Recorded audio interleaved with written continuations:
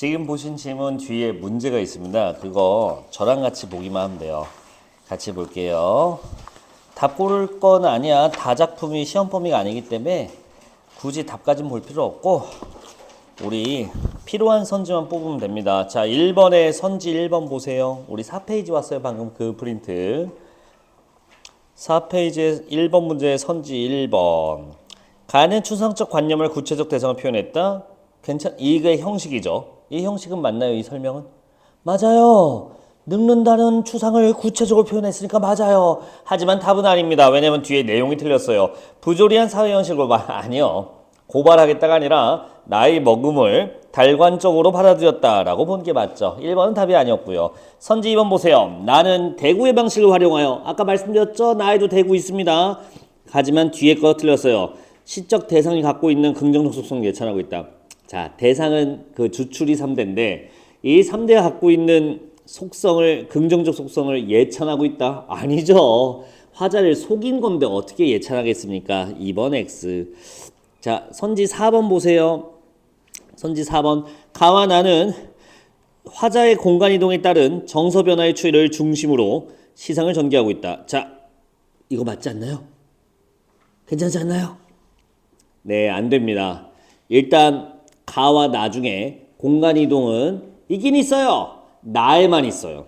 가는 공간 이동이 없습니다. 공간 이동은 화자, 즉 인물이 물리적으로 공간을 이동해 줘야 됩니다. 걷거나 뛰거나 차를 타거나 뭔가 이동해 줘야 되는데 없습니다. 가에는 어디를 움직였다고 보기 힘들어요.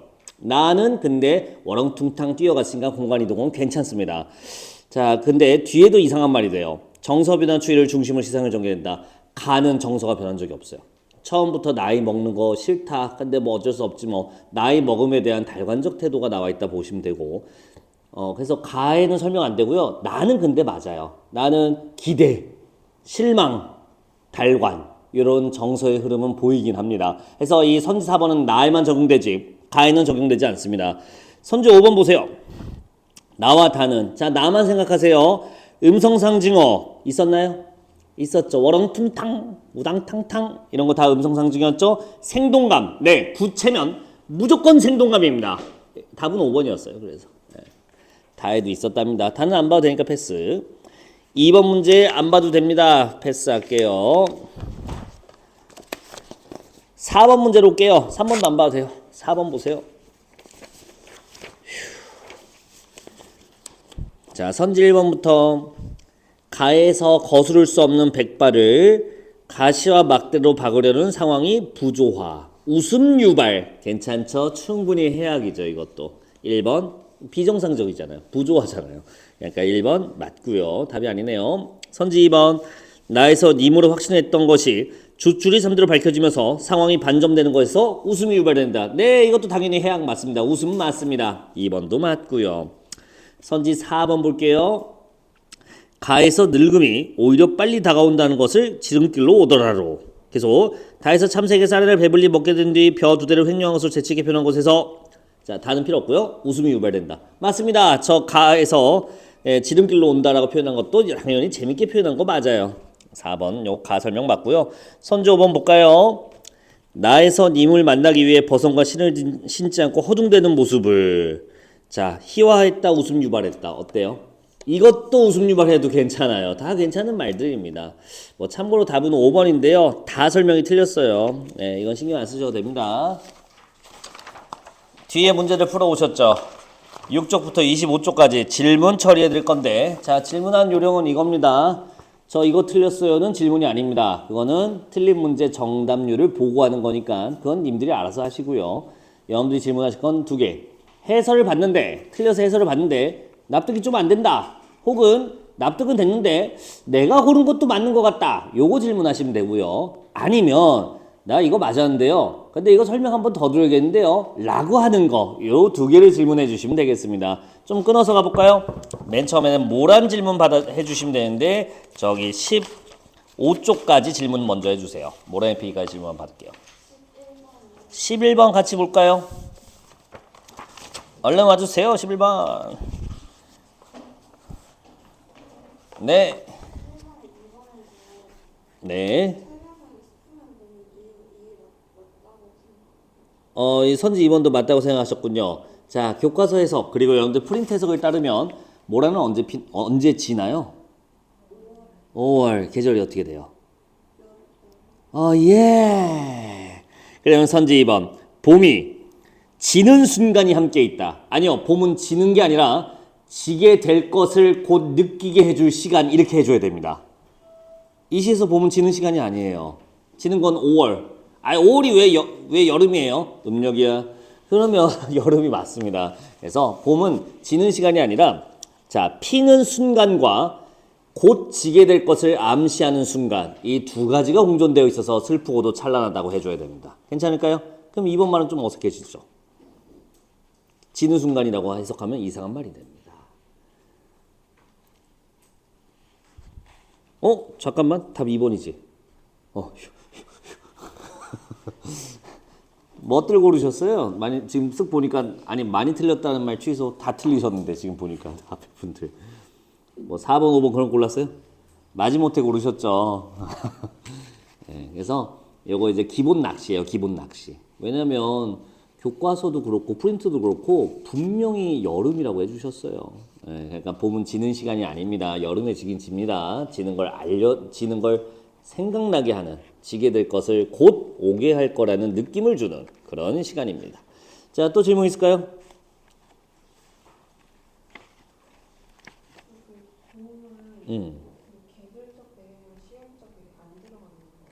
그럴 리가요.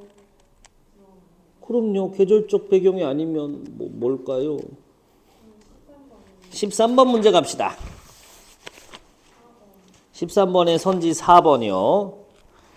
시간적 배경을 통해 그리움의 정서를 간접적으로 전달하고 있다. 왜 틀렸을까요?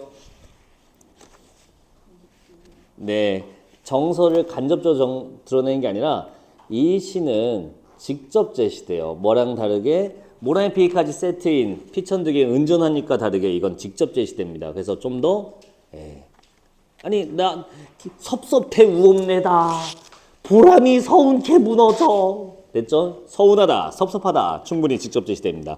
시간적 배경은 맞아요. 하지만 간접 제시가 아니었습니다. 됐을까요? 또 질문이요? 이거 수업 시간에 엄청 강조한 얘기인데 이거 괜찮아요? 뭘 괜찮아요? 16번 가볼까요? 여긴 질문 수준이 좋다. 목요일이 진짜 준호부터 개소리하고 앉아있어하고 내가 진짜 질문 받기 싫었는데. 예. 볼까요? 조탁, 16번에 선지 1번에 조탁이 있어요? 예. 조탁은요, 예쁘게 말을 꾸미다라는 뜻입니다. 예쁘게 말을 만들다라는 뜻이에요. 자, 이 조탁이란 말은 종종 나오는데요. 시에서 화자가 정서를 직접 제시한 게 아니라 구체화, 형상화한 거 모두 다 조탁으로 취급합니다. 내 마음은 호수요. 마음을 호수로 조탁 깎아낸 거야. 조각한 거야. 됐을까요? 그래서 대리석 이런 딱딱한 고체를 새기는 거를 이제 꾸미는 걸 조각이라고 한다면, 네, 이렇게 언어를 조각하는 걸 조탁이라고 합니다. 시에서 사용된 표현법들이 모두 다 다시 조탁됐다고 볼 수 있겠죠. 또 질문이요?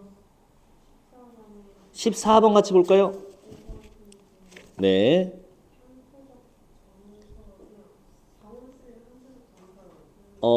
일단 이 향토적 정서부터 보면요. 향토는 뭐냐면 시골스러운이라는 뜻이에요. 이거는 동의하실까요? 저 미음 안 보고 올래요. 그냥. 왜냐면 선지 5번은 처음부터 성립할 수가 없습니다. 서울 경기는 시골이 아닌 곳입니다.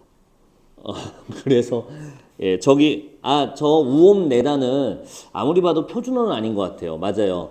근데 서울에 쓰면 표준어 아닌가 할 텐데 아니요. 우리 1학년 때 한글 맞춤법 할 때 배웠는데요. 표준어 조항 1항에 이렇게 써져 있습니다.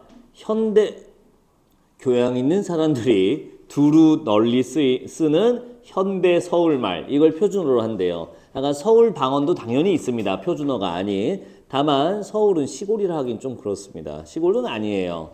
그래서 우리가 이거 서울 방언을 썼다고 볼 수도 있습니다. 우엄내다 이건 표준어가 아니거든요. 근데 이 사람은 이거 서울 사람이거든요. 그러면 서울 방언으로 보고 그렇다고 향토냐? 아니요. 시골스럽다까지 가지는 않습니다. 그래서 5번은 좀 어색한 말이 되네요. 됐을까요? 마지못해 뭐 골랐어요 다들? 네, 서울 방언으로 보기도 해요. 다만 그건 교과서나 학교 프린트에 있지는 않아요. 아, 이거는 저기 모란의 피까지 김영랑 시전 논문에 있는 말입니다. 나만 그렇게 볼 수는 있습니다. 보기를 활용할 수도 있겠죠. 이런 문제를 내시려면. 19번에 디귿 볼까요? 한 개의 시행이 한 개의 단락으로 너 교재에 써 있어. 두 행이 한 단락으로 되어 있어요. 단락은요, 내 생각을 담은 한 덩어리의 문장 따위를 말합니다. 문장의 모음도, 약간 내 생각을 담은 한 주제로 묶이는 하나의 정서 의식으로 묶이는 덩어리를 단락이라고 하는데, 모란의 피기까지는요, 두 줄당 한 단락이 나와요. 그리고 그걸 반복해요. 그래서 운율 형성도 가능해요. 그걸로. 우리 저번에 교과서 뒤에 학습활동에서 봤어요. 기억나세요? 운율 형성에서 봤었어 우리가. 어쨌든 한 개의 시행이 아니요, 두 개의 시행이에요. 또 질문이요? 이게 질문하고 갈구면 안 되는데 깜빡할 수도 있죠. 이제 알았으면 됐어요.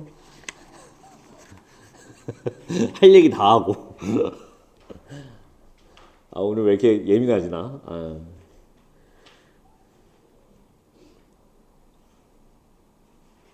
이발을 하고 좀 못생겨져서 그런가? 더 날카롭네 오늘 왠지. 예. 22번에 갑. 우리 22번에 갑 아저씨 볼게요. 계절적 배경은 단순히 자연적 배경을 해석하기보다는 관조적 배경을 읽을 수 있어야 돼. 네. 이거는 자, 봄 얘기인데요. 여기서 봄이 정말로 계절적 배경의 봄으로만 취급할 것이냐? 그러면 모란도 똑같거든요. 모란을 정말로 그냥 자연 꽃인 모란으로 볼 것이냐 하면 그게 아니죠. 모란 자체가 간절히 원하는 것, 이렇게 좀 관념적인 걸로 해석하잖아요, 우리가. 그렇다면 이런 모란을 그렇게 해석할 수 있다면 모란이 존재하는 시간인 봄도 마찬가지로 내가 간절히 기다린 것이 오는 때, 이런 식으로 관념적으로 해석하는 거 충분히 가능합니다. 갑은 괜찮은 대사예요.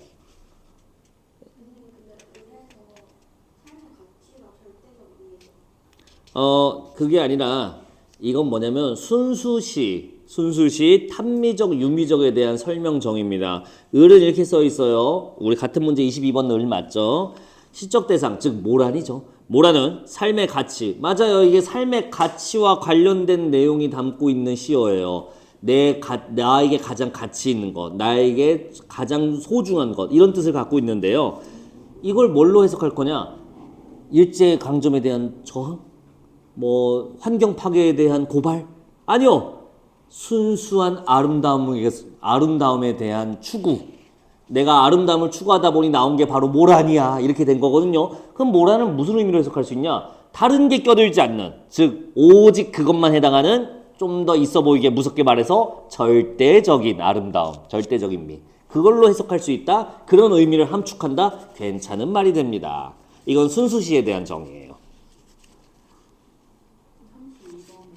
갑자기 뒤로 가네요. 32번 갔어요. 마지막 문제일 거예요. 그게 32번에 선지 4번.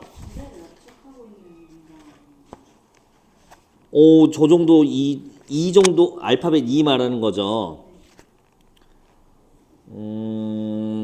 주제를 압축하고 있다. 괜찮은데?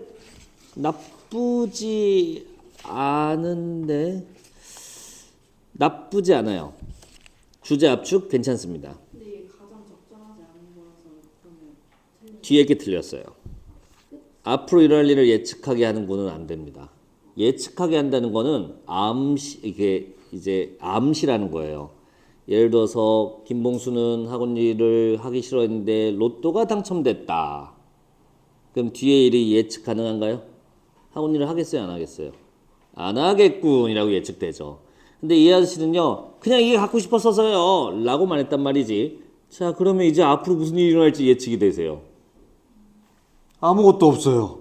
이거는 완벽한 그냥 열린 결말이고 어느 것도 암시하지 않는 순수한 상상력으로 여지로 남겨두는 그냥 미완결 상태의 엔딩입니다. 자, 주제 압축 좋고요. 하지만 앞으로 이런 일을 예측하게 한다? 아니요. 완전 개방시켜놔서 아무런 뒤의 사건을 예측할 수는 없습니다. 그래서 상상력을 자극하고 있다까지는 괜찮은 말이지만 예측하게 해준다는 말은 전혀 예측할 게 없습니다. 이 거지 이제 뭐 할 것 같아요? 전혀 아무런 단서가 없어요. 예측하는 게 불가능합니다. 그래서 4번이 답으로 가야 되겠네요. 그 앞에 건 맞아요. 주제 압축은. 또 질문이요. 어제 파일 참 받았죠? 그걸로 보고 계신 거죠? 다행이네요.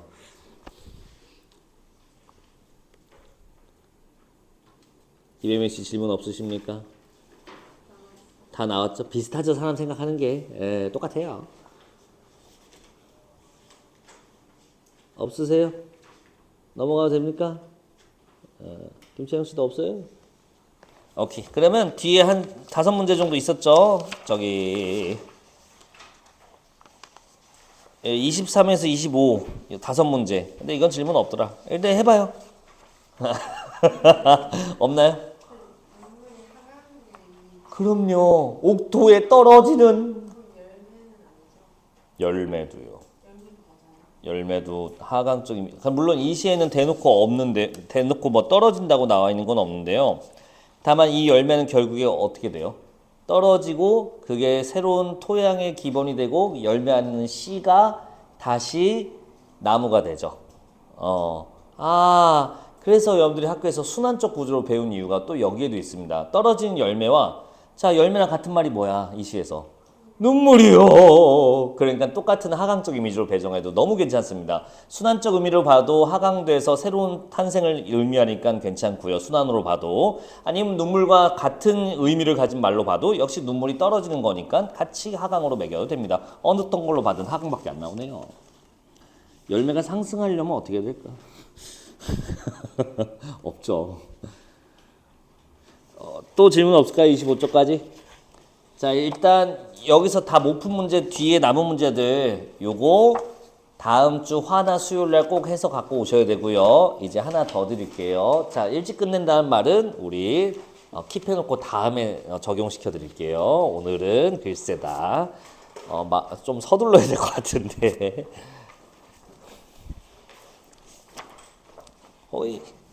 이거는 날짜를 써놨습니다. 제가 그래서 26일이나 27일 둘 중에 한번 오시죠. 그때 꼭 해서 갖고 오셔야 됩니다. 이거 다 해오셔야 돼요. 너무 많아요. 뭘 많아.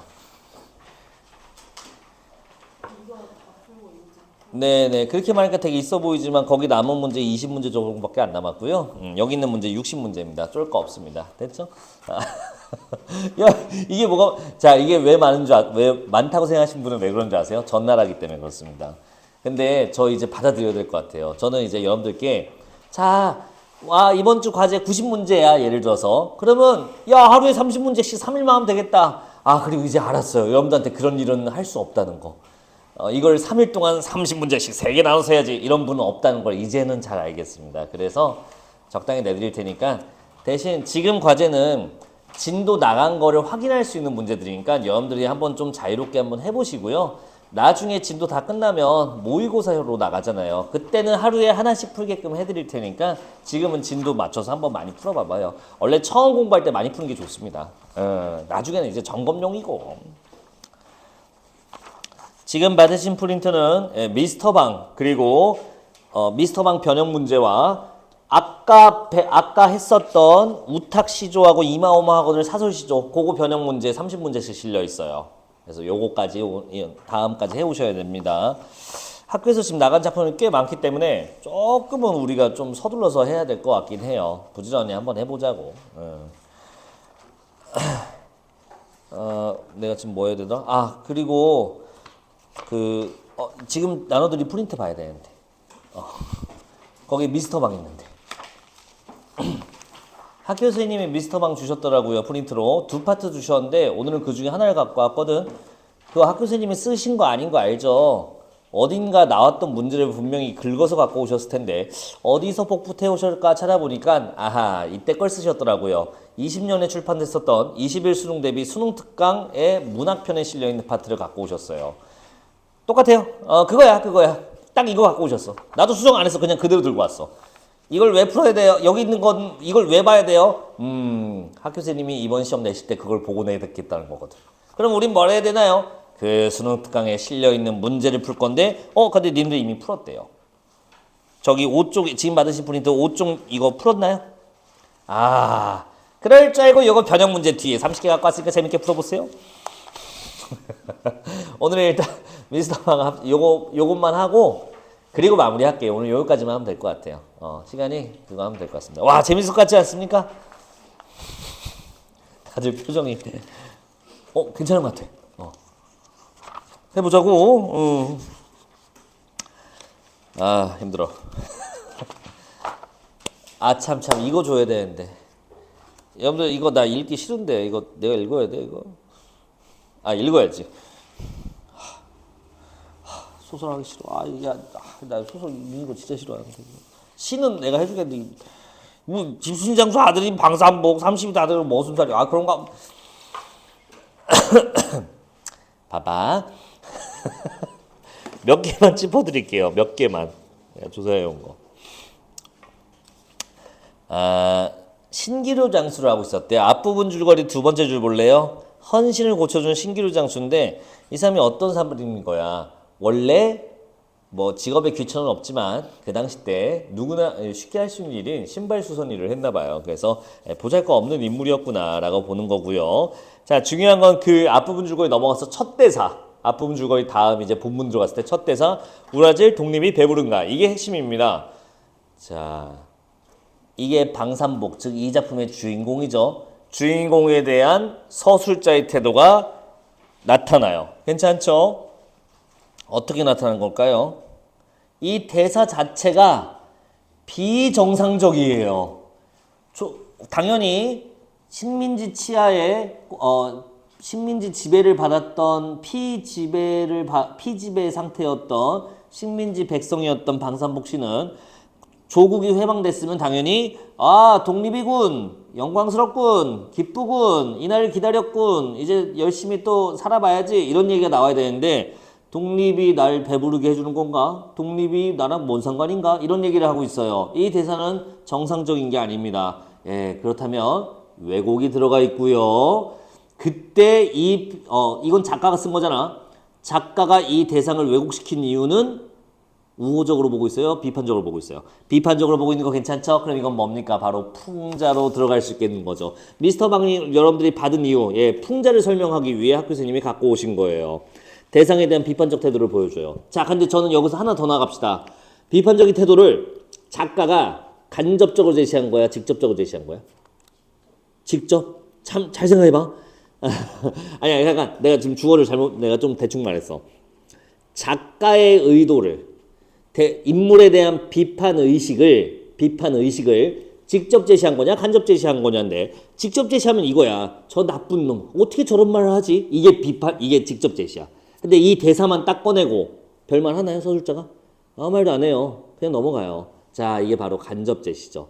이 태도, 인물에 대한 부정적 태도, 비판적 태도는요, 아주 간접적으로 제시되어 있습니다. 인물의 대사, 즉 청각 정보 하나 던져주고 끝이에요. 나머지는 여러분들이 판정하셔야 돼요. 근데 이미 공부해왔으니까 비판적 태도라는 거 알고 있고 그거는 간접적으로 드러났구나 같이 하시면 되겠습니다.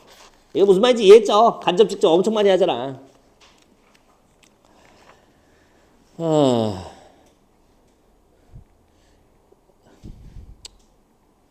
그 쭉 다음 대사로 가보세요. 다음 대사. 오라, 그렇다면 독립도 할 만한 건가 보다. 바뀌었죠. 인물의 정서가 바뀌었죠. 자, 서술자가 인물에 대한 태도도 바뀌었나요?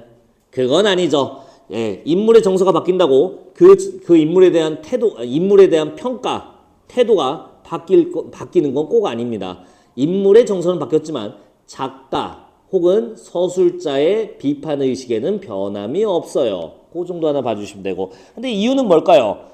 독립이 좋다고, 아까는 독립이 배부른가라고 해서 뭐라고 깠다고 했는데, 이번에는 독립이 좋다라고 하는데 또 깐다? 아니, 그럼 이렇게 해도 저렇게 해도 무조건 까는 건가요? 그게 아니라, 좋다고 독립도 할 만한 거라고 생각한 근거가 좋지 않아서 그래요. 자기의 이익 때문에 그렇죠. 자기한테 이익이 된다고 생각하니까, 좋다고 한 거, 이 정도면 역시 비판적으로 보고 있다는 근거로 볼 수 있겠죠.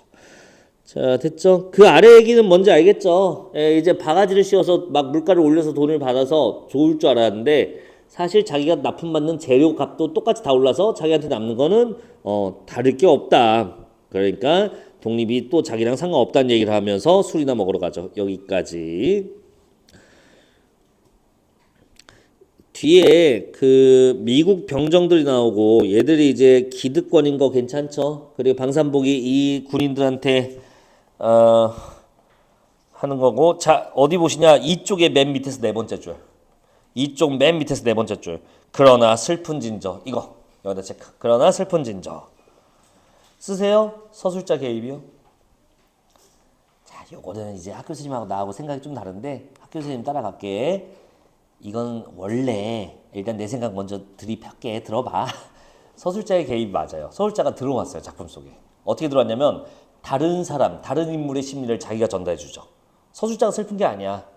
방산복이 슬픈 거야. 이 심리는 방산복의 심리입니다. 근데 대신 서술자가 서술해줘요. 아, 슬프구나. 슬프진저. 슬프구나. 예. 근데 서술자의 심리는 아니야. 대신 해준 거지. 그래서 서술자 개입은 맞지만 원래는 편집자 논평은 아니야. 편집자적 논평. 편집자적 논평은 대상에 대한 평가를 서술자가 한다는 뜻이야. 저 나쁜 놈 이런 것들이 편집자적 논평이거든. 근데 학교 선생님이 두 개는 같은 거라고 하셨대요. 그래서 이번 시험에서는 서술자 개입 그리고 편집자적 논평 다 된다고 하시면 됩니다. 나도 무슨 말인지 모르겠지만 그렇게 하래요. 어쨌든 서술자가 개입되어 있어서 방산복이라는 인물의 내면 심리를 대신 서술해 줬고요. 그 다음에 뭐 외양 나와 있고요. 쭉쭉쭉 넘어가고 만났죠. 참 여기 봐야 돼요. 중략 아래 오세요. 중략 아래. 3페이지의 중략 아래. 노예도 노예 이전이면 상전을 선택할 자유를 가질 수 있다고. 이것 좀 이상하죠? 노예가 상전이면 저기 자기 주인이잖아. 노예가 주인을 선택할 수 있나요? 그런 건 당연히 없죠. 근데 그럴 수 있다라고 표현했네요. 이것 좀 이상한 말이거든요. 왜 이런 표현을 썼을까? 당시 사회상을 표현하기 위해서라고 하면 맞습니다. 광복위에 워낙 혼란스러웠기 때문에 그걸 어떻게 표현해야 될까 하다가 작가가 이렇게 표현한 거야. 방산복이 그 서술자가 설명해 준 거야. 노예도 상전 주인을 선택할 수 있다고 이런 식으로 서술자가 혼란한 사회상을 비유적으로 표현합니다. 노예가 상전을 선택하는 상황, 주인을 선택하는 상황을 비유 들어서 그 정도. 자, 번역해주고요. 이제 얘의 통역병이 되고요. 이제 에피소드가 쭉 이어지죠. 근데 다 무슨 에피소드입니까? 뭐 여기 어디야? 경복궁 경회루가 뭐냐 했더니 킹이 와인 먹고 댄스 추는 데라고 하고 뭐 왜 양장을 입는지 모르겠다는데 서양 사람한테 시집 가고 싶다고 하고 뭐 저기 조선 그림 구해달라고 하니까 흔한 그냥 길거리 그냥 그림 하나 갖다 주고 요런 식으로 표현 에피소드가 되어 있는데 이게 뭐를 의미하는지는 알죠? 방산복이라는 인물을 이제 비판하기 위해 부정적으로 제시했다고 보면 되겠습니다. 자, 뭐 요 정도 보면 되지 않을까요? 다 안 읽어도 될 것 같아요. 뒤에 문제는 여러분들이 학교에서 풀었다고 하니까 제가 지금 풀 시간을 드릴 필요는 없을 것 같고요. 여기 있는 선지들 중에 몇 개만 같이 보도록 합시다. 자, 5쪽으로 오세요.